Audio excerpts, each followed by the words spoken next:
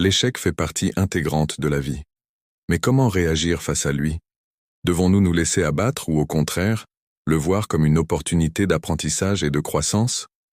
Aujourd'hui, nous allons explorer ensemble comment le stoïcisme nous enseigne à gérer l'échec et à nous relever avec force et sagesse. Avant de commencer, pensez à vous abonner à la chaîne et à laisser un like pour soutenir notre travail. Dans la philosophie stoïcienne, l'échec n'est pas perçu comme une fin en soi, mais comme une étape du processus d'apprentissage. Les stoïciens nous rappellent que l'échec est une illusion créée par nos attentes. Ce qui compte, ce n'est pas l'événement en lui-même, mais notre perception de celui-ci. L'échec est souvent la meilleure opportunité pour apprendre et progresser. Prenons l'exemple d'Épictète, qui, bien qu'ayant été esclave, est devenu l'un des plus grands philosophes de l'Antiquité. Son échec apparent n'a pas défini son avenir. Un autre exemple moderne est celui de Thomas Edison, qui a échoué des milliers de fois avant d'inventer l'ampoule électrique. « Je n'ai pas échoué. J'ai simplement trouvé 10 000 façons qui ne fonctionnent pas », disait-il. Les stoïciens enseignent qu'il existe deux types de choses dans la vie. Ce qui est sous notre contrôle, nos pensées, nos actions, nos réactions. Ce qui n'est pas sous notre contrôle, l'opinion des autres, les circonstances extérieures, le passé. Face à un échec, nous devons nous poser la question « Est-ce sous mon contrôle ? Sinon, inutile de s'y attarder.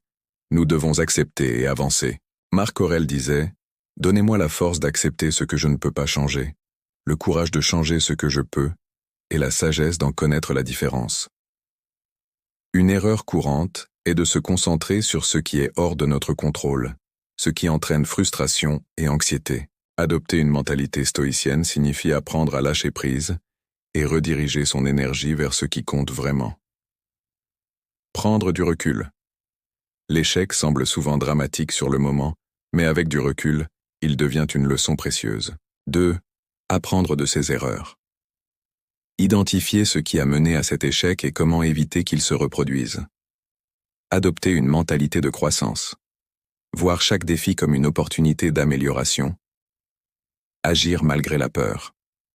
Le stoïcisme nous enseigne que la peur de l'échec est souvent pire que l'échec lui-même.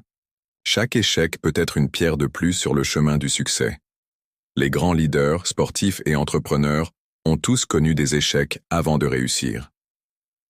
Le stoïcisme encourage la résilience à travers plusieurs pratiques. L'entraînement mental. Visualiser des scénarios d'échecs pour s'y préparer. La discipline quotidienne. Se fixer des objectifs réalistes et avancer progressivement. L'acceptation de l'inconfort. Comprendre que la douleur et la difficulté sont nécessaires à la croissance. Sénèque disait « Un homme est aussi malheureux qu'il s'est convaincu de l'être ».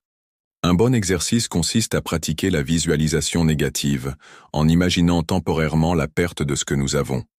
Cette pratique nous aide à apprécier davantage notre situation actuelle et à nous préparer aux éventuels revers. 1. Respirez et acceptez la situation. Ne luttez pas contre ce qui est déjà arrivé. Définissez votre prochaine action.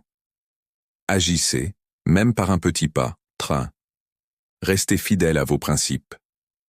Le vrai succès réside dans la vertu et non dans les résultats immédiats. 4. Entourez-vous de sagesse. Lisez des œuvres stoïciennes pour renforcer votre état d'esprit. 5. Rappelez-vous que chaque échec est temporaire. Rien ne dure éternellement, ni la souffrance ni l'échec. L'échec n'est jamais la fin, c'est une transition. En adoptant la vision stoïcienne, nous transformons les difficultés en opportunités et nous renforçons notre caractère. Si cette vidéo vous a inspiré, pensez à vous abonner et à laisser un like. Et souvenez-vous, ce n'est pas l'échec qui nous définit, mais notre capacité à nous relever. Merci d'avoir regardé et à très bientôt pour une nouvelle exploration du stoïcisme.